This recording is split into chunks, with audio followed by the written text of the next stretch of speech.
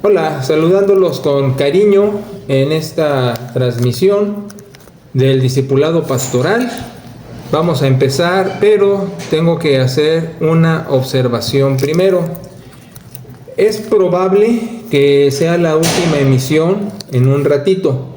No sé exactamente por cuánto tiempo, pero vamos a pausar esto hasta nuevo aviso. Ya avisaremos cuándo haremos estas transmisiones otra vez. Bueno, estamos con Romanos capítulo 3, es el versículo del 1 al 8. Dice: ¿qué ventaja tiene pues el judío? ¿O de qué aprovecha la circuncisión? Mucho en todas maneras. Primero, ciertamente que les ha sido confiada la palabra de Dios. Pues que si algunos de ellos han sido incrédulos, su incredulidad habrá hecho nula la fidelidad de Dios. De ninguna manera, antes bien sea Dios veraz y todo hombre mentiroso, como está escrito, para que seas justificado en tus palabras y venzas cuando fueres juzgado. Y si nuestra injusticia hace resaltar la justicia de Dios, ¿qué diremos? ¿Será injusto Dios que da castigo? ¿Hablo como hombre? En ninguna manera. De otro modo, ¿cómo juzgaría Dios al mundo? Pues si por mi mentira la verdad de Dios abunda para su gloria, ¿por qué aún soy juzgado como pecador? ¿Y por qué no decir, como se nos calumnia y como algunos cuya condenación es justa afirman, que nosotros decimos, hagamos males para que vengan bienes? Bueno, la lectura de Pablo es un poco confusa y adrede de esto hay demasiado que se ha comentado. Y sí, la verdad está un poco rebuscado, pero vamos a rescatar. Aquí el asunto es que el apóstol Pablo va a manejar lo que quedó pendiente cuando pone al judío en el mismo nivel que a los gentiles, en el sentido de que pues Dios no tiene preferencias, trata a todos igual, porque los judíos se sentían superiores a los gentiles. Pero entonces aquí el punto es, ¿qué ventaja pues tiene ser judío? Y eso lo va a seguir explicando todavía más profundamente, pero aquí es como si dijera, Dios fue injusto porque parecía que le daba al judío preferencia y ahora resulta que no. Entonces, en esta disertación, lo que quiere dar a entender Pablo es que Dios no es injusto, porque su justicia pues es justa, vaya la expresión. Ahora, lo que voy a explicar es esto. Todos somos personas de nuestro tiempo, y todos somos personas que nos afecta lo que vivimos, las decisiones que tomamos, nuestra historia y todo lo que implica nuestro vivir. Voy a usar este ejemplo. Si un individuo, bueno, por ejemplo yo, si he sido vaguillo, más o menos fui, pero digo, si he sido más vago, y de esos de armas tomar, bueno, no yo, sino cualquier otro tipo que es acelerado y que luego puede andar armado, y su padre le advierte, oye, ten mucho cuidado de andar armado y ten mucho cuidado de usar la pistola, porque si te metes en problemas y matas a alguien, pues va a haber cárcel, ¿no? Ya se cuenta que el hijo no hace caso del papá, y al no hacer caso del papá anda armado. Y andar armado se acelera por cualquier razón y mata a alguien. Y entonces al matar a alguien, pues tiene que haber un proceso, ya sabes, lo atrapan y lo mandan a la cárcel. Y al estar en la cárcel, él como que diría que quiere estar en cierta cárcel o quiere estar en cierto lugar, pero pues la ley dice, no, aquí los procedimientos son estos y la cárcel que te toca es acá y te amuelas, ¿no? Incluso en las condiciones en que vas a estar. Esto lo estoy usando de ejemplo entre el judío que sentía que podía tener preferencia y que Dios lo iba a tratar de una manera particular. Ahora, Pablo está diciendo, mira, la ventaja del judío fue el privilegio de tener de primera mano la información del cielo, la revelación de Dios. Pero esa ventaja se convierte en desventaja porque tienes la responsabilidad de actuar en consecuencia, con el ejemplo del acelerado que dispara, ¿no? Entonces, si el judío hubiera hecho un par de cosas, hubiera obedecido la ley de verdad, de corazón, no externamente, no por cumplir, sino de corazón. Y la segunda, hubiera hecho caso, hablo del judaísmo, de el mensaje de salvación en Cristo. Es verdad que sí, hubiera estado igual que cualquiera gentil. Sin embargo, la situación es que podría pensar que Dios es injusto por ponerlo en la misma situación o ser responsable de sus actos de desobediencia. Sin embargo, aquí el asunto que maneja Pablo es que Dios no es injusto. Nos da a todos oportunidades, desafíos, y ya depende del individuo, como raza judía o como gentil, cómo vive con eso. Incluso acabo de mandar un audio, no sé si ayer o hoy o antier, no me acuerdo, que decía, la vida te la concede Dios y no te pide si la aceptas o no, sino que tengas la actitud para vivirla. Todo esto del ejemplo y de lo que acabo de mencionar en cuanto a que el apóstol dice, Dios no es injusto, la vida es injusta, pero Dios es justo, y dentro de la injusticia de la vida y de las injusticias que nos tocan vivir, la justicia de Dios resalta.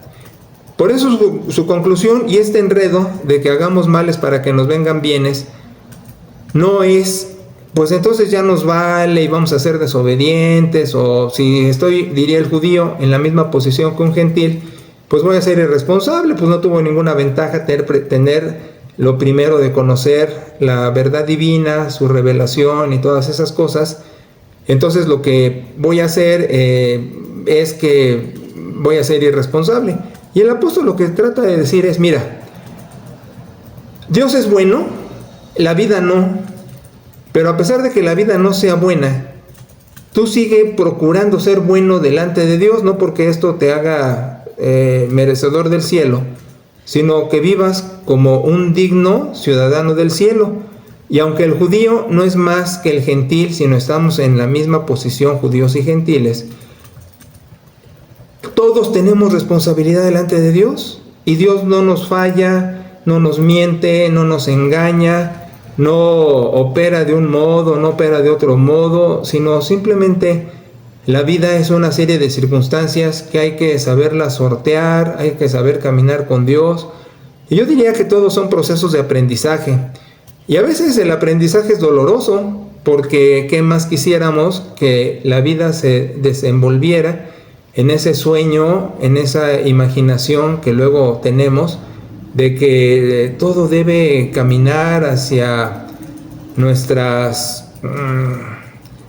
deseos, ¿no? Nuestras voluntades, lo que nos gusta, lo que quisiéramos. Y entonces el asunto es que no pasa así. Entonces dice, pues sí, los judíos reciben primero la revelación, ¿verdad? Pero pues muchos han sido también incrédulos, destaca el apóstol. Entonces la cuestión es que pues Dios ha sido justo, la vida es injusta, el hombre es injusto. Sin embargo, la situación es que Dios no nos va a castigar y no anda atrás de nosotros persiguiéndonos, sino que tenemos, como diría yo, que aprender a vivir en un mundo injusto, en un mundo complicado.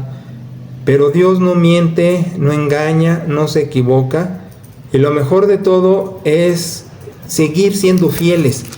La sugerencia, exhortación del apóstol, como cierra, es: judíos, quizás te sientas decepcionado de que no viste en tu vida preferencia de parte de Dios, o que las cosas se desenvolvían hacia el pueblo judío como tú esperabas, pero no es injusto Dios. Y aquí el cierre del apóstol es, pues no hagamos males para que nos vengan bienes, ¿no? Ni siquiera se atreve a sugerir de una irresponsabilidad porque no nos gusta cómo se presentan las cosas, porque el judío se podría quejar de eso, ¿no? Y de hecho dentro del cristianismo hay mucha gente que ha desertado. Ha habido pastores, ha habido gente de iglesia, tesoreros, diáconos, mucha gente que renuncia a la fe porque sienten que Dios fue injusto. Mira, ahorita tengo presente en una de las películas que pudo ser La lista de Schindler o pudo ser La vida es bella, no sé, de esas películas donde los nazis estaban pulverizando a los judíos precisamente. Y entonces en una de esas que los están llevando a un campo de concentración y maltratan mujeres, niños, ya sabes, una historia desgarradora. Uno de los rabinos que estaba ahí con los judíos agarra la Torá, que para esto agarrar la Torá es como agarrar, ¿qué te digo?, un bebé recién nacido, lo cuidan con una exageración. Y lo que hacen es, este rabino, tirarla al suelo y la pisotea. Y dice, renuncio a esto y renuncio a todo lo que les dije, a su feligresía. Este Dios no existe, no es bueno, es injusto, todo lo que estamos viviendo, y la pisotea. Y yo me quedé así, impactado, porque se supone que son de los más fieles y devotos. Ahora, haciendo un paréntesis, muchos que pasaron por ahí, y rabinos y laicos, y sobreviven al holocausto, o sobreviven por ser familia de gente que pasó el holocausto, pues siguen fieles y echan ganas a la fe, y yo he tratado muchos de esos, bueno, es decir, descendientes. Pero hablando del caso de este rabino, es de lo que estamos hablando aquí, de este párrafo. Sintió que Dios era injusto, como estos, pues nos dio primero la revelación, porque nos pone en igualdad de circunstancias con los gentiles. Entonces me voy a portar mal para que me vengan los bienes, ¿no? Que me venga una vida buena si soy bueno, fiel, obediente, un judío fiel. Y resulta que estoy en el mismo plano que un gentil, pues ya, me vale ser judío. Pues este rabino de la historia reniega de la fe. Y con eso te digo que en el cristianismo, en la historia cristiana, porque también hubo persecución para los cristianos, no solo para los judíos, que también el cristiano podría decir, si soy bueno, si cumplo, si soy fiel, si le pido perdón a Dios, si he sido obediente, si le he echado ganas, ¿por qué la vida no se me presenta como quiero, me gusta o la deseo? Y luego piensa uno que Dios es injusto, ¿no? Y que puede uno renegar, o puede uno abandonar la fe, o puede darle la espalda a Dios, la iglesia, todo eso. Y te digo qué ha pasado. Desde la historia cristiana, cerrando Apocalipsis, mucha gente desertó, o sea, le valió queso el cristianismo, como otros fueron heroicos y se dejaron matar en las exhibiciones romanas, donde con fieras o con soldados los mataban. Pero muchos resistieron. Por eso el mensaje de Apocalipsis es: sé fiel hasta la muerte y se te dará la corona de la vida. Entonces aquí el asunto es que no hay injusticia en Dios, no la hay, aunque el hombre, como aquel rabino, como los cristianos en la historia. Y bueno, mira, tengo otra anécdota que me llamó mucho la atención. En Puebla, en Valsequillo, Puebla, estábamos en una reunión de liderazgo de pastores, mucha gente a nivel país, estábamos reunidos ahí, y había mensajes, había conferencias, nos reuníamos para retroalimentarnos de muchas cosas.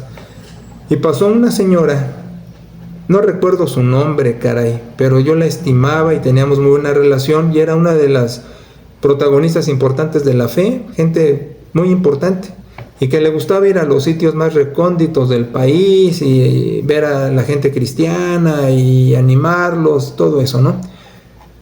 Y nos comentó que en una de esas reuniones, creo que en Chiapas, Oaxaca, mira, no me acuerdo, fue hace 40 años, una cosa así, nos comentó que estuvo con indígenas, y con indígenas que estaban persiguiendo por ser cristianos.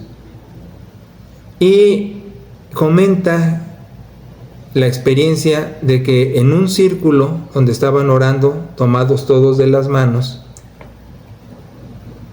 habían pasado por persecución y los estaban matando. No solo los encarcelaban, los mataban.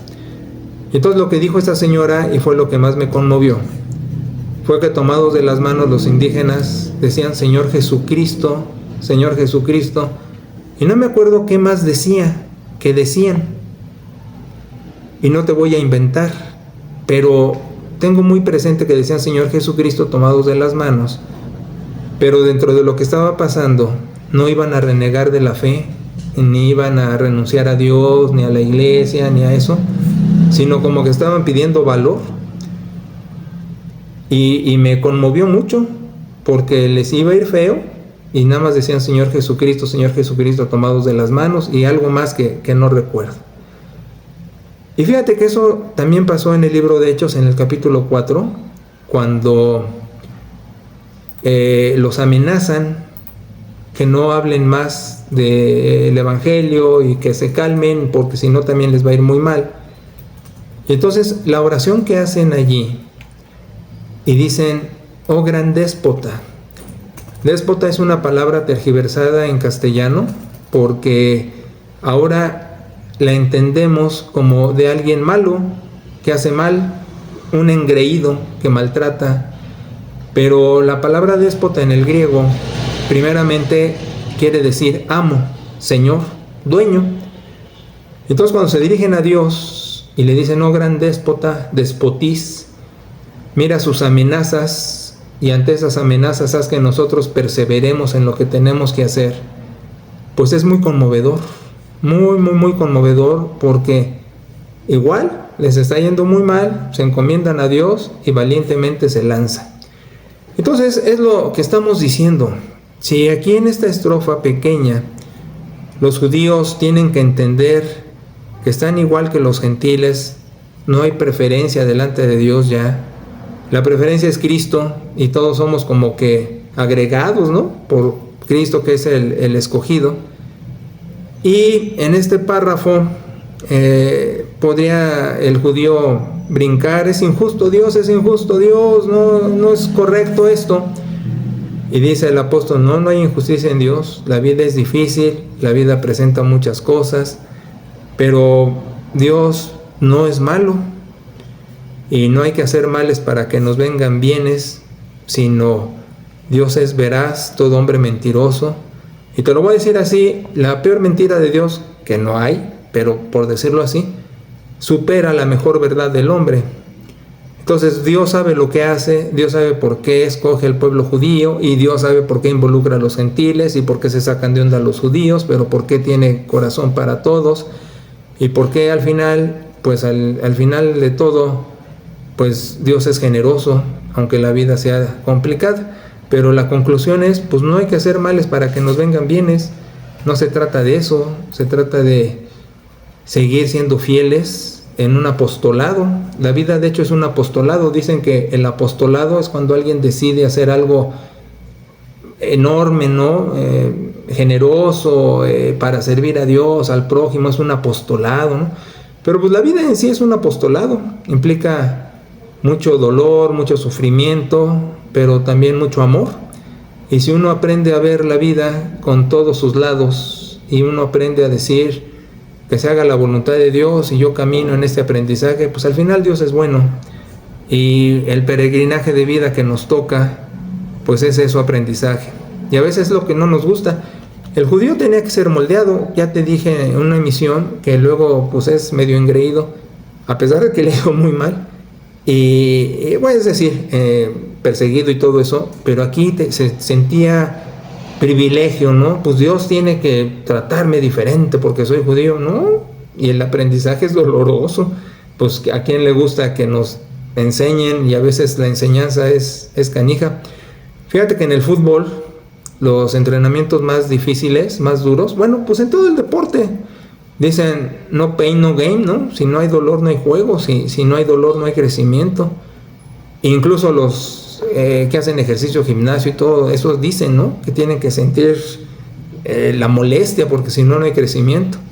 En fin, los judíos tenían que aprender eso y aprender que Dios es bueno, aunque dijeran que es injusto, y adaptarse a todo. Mira, pobres judíos y pobres cristianos y pobres de todos nosotros, pero tenemos que aprender ahora sí que a sobrevivir. Como las cucarachas dicen que si hay una tercera guerra mundial, lo único que sobrevive son las cucarachas, ¿no? Porque dijo, ¿cómo sobreviven estos insectos? Pues hay que aprender a sobrevivir. La cuestión es la actitud, te decía. La cuestión es cómo veo los embates. Me considero víctima, como los judíos. Ay, soy una víctima porque Dios debió preferirme más que al gentil. O me considero víctima, o me considero simplemente un personaje de mi tiempo que pues tiene que salir adelante sus decisiones, como el muchacho del cuento que te dije, ¿no? Oye, que no mates, no, pues maté, pues ahora pues vas a la cárcel, no, pero yo quiero una cárcel aquí, no, pues te toca la cárcel que te mandan. Entonces, pues toda la vida es aprendizaje, toda la vida es construcción, y lo mejor de todo es que a pesar de la edad que uno tenga, pues sigue aprendiendo, y a pesar de tanta experiencia pasada y vivida, pues todavía hay esperanza, siempre hay una luz al fondo del túnel, y no es precisamente que ya te mueres y ves la luz y vas a la luz, sino que mientras haya vida y mientras Dios nos preste salud, pues hay que echarle corazón a la vida. Le diríamos al judío, le diríamos al gentil, le diríamos a los judíos de esa época, le diríamos a los cristianos de esta época, les diríamos a medio mundo, no hay injusticia en Dios, Él es justo. Si hubo una injusticia, fue la muerte de su hijo en una cruz, el que pues no la debía, pero esa injusticia entrecomillada es la justicia de Dios.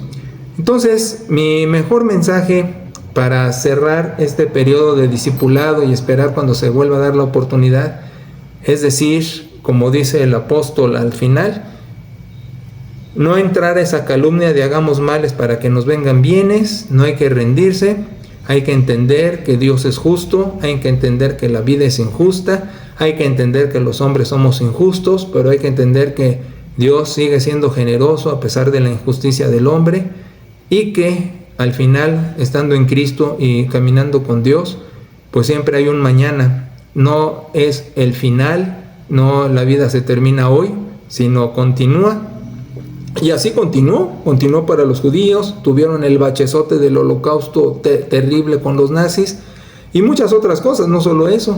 Los cristianos también. La historia del cristianismo es tremenda, muchísimas cosas que ha pasado el cristianismo, las iglesias, las persecuciones en el país, lo que acabo de decir, esta señora que estuvo con los indígenas que estaban matando y solo decían Señor Jesucristo, pero aún ahí hay amor, hay esperanza, hay futuro, y animarse a seguir adelante, porque pues ese es el juego de la vida y hay que echarle ganas a todo. Bueno, aquí lo dejamos, y primero Dios, cuando vuelva a haber oportunidad de este discipulado pastoral, pues se avisará y seguiremos con esto. Bendiciones para todos.